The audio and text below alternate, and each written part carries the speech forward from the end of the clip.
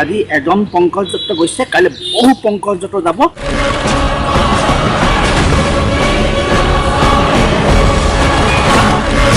তিনিচুকীয়াৰ পৰা ম্যানমাৰ কিমান দূৰ? শক্তিশালী হৈছে পৰেশ বৰুৱাৰ হাত।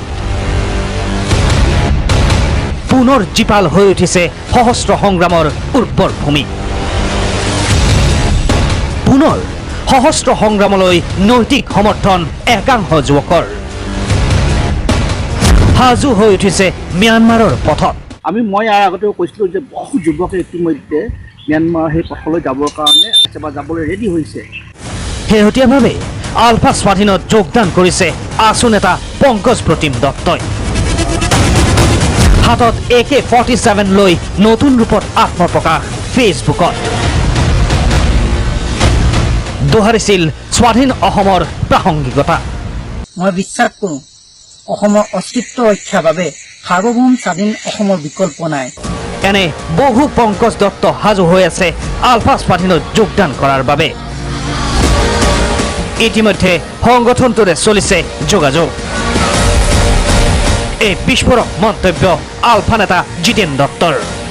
আজি এজন পংকজদত্ত গৈছে, কাইলৈ বহু পংকজদত্ত যাব, আৰু তেতিয়া এই পংকজদত্তবিলাকক নিৰ্মূল কৰিবৰ কাৰণে কেৱল সামৰিক শক্তিয়েই একমাত্ৰ পন্থা হ'ব নোৱাৰিব। আলফা স্বাধীনৰ এনে উত্থানৰ বাবে জিতেন দত্তই দোষাৰোপ কৰিলে অসম চৰকাৰক। চৰকাৰৰ ভুল নীতিৰ বাবে যুৱ প্ৰজন্ম আগ্ৰহী হৈছে সহস্ৰ সংগ্ৰামৰ প্ৰতি। আৰু ইয়াৰ বাবে একেবাৰে মূলতে দায়ী অসম চৰকাৰ, ভাৰত চৰকাৰ। আমি বাৰম্বাৰ কৈ আছিলোঁ যে অসমৰ জাতীয় সমস্যাটো যদি সন্মানজনক সমাধান সূত্ৰ যদি উদ্ভাৱন নকৰে, এদিন পুনৰ অসমৰ পৰিস্থিতি ৰক্তাক্ত হ'ব। এয়াই সময়, অন্যথা ৯০ৰ দশকৰ দৰে বোমা বাৰুদৰ শব্দত কঁপি উঠিব শদিয়াৰ পৰা ধুবুৰী। এনে সময়তে চীনত কেন্দ্ৰীয় গৃহমন্ত্ৰী ৰাজনাথ সিং আৰু চীনৰ ৰাজহুৱা সুৰক্ষা মন্ত্ৰী ঝাও কেঝিৰ বৈঠক। আলফা স্বাধীনৰ মুখ্য সেনাধ্যক্ষ পৰেশ বৰুৱাই চীনত আশ্ৰয় লোৱাৰ কথা অস্বীকাৰ চুবুৰীয়া ৰাষ্ট্ৰখনৰ। চীনেৰে পৰেশ বৰুৱাৰ দীৰ্ঘদিনীয়া সম্পৰ্কৰ কথাও অস্বীকাৰ।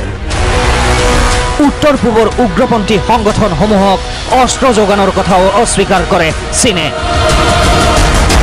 বেইজিঙত আয়োজিত চীনৰ বিদেশ মন্ত্ৰালয়ৰ সংবাদমেলত এই বিষয়ে সদৰি কৰে চুবুৰীয়া ৰাষ্ট্ৰখনে। এই বৈঠকতে স্বাক্ষৰিত হৈছে আভ্যন্তৰীণ সুৰক্ষাত সহযোগিতাৰ দ্বিপাক্ষিক চুক্তি। এই চুক্তিয়ে পৰেশ বৰুৱাক কৰায়ত্ব কৰাত সহায়ক হ'ব বুলি আশা কৰিছে ভাৰতে।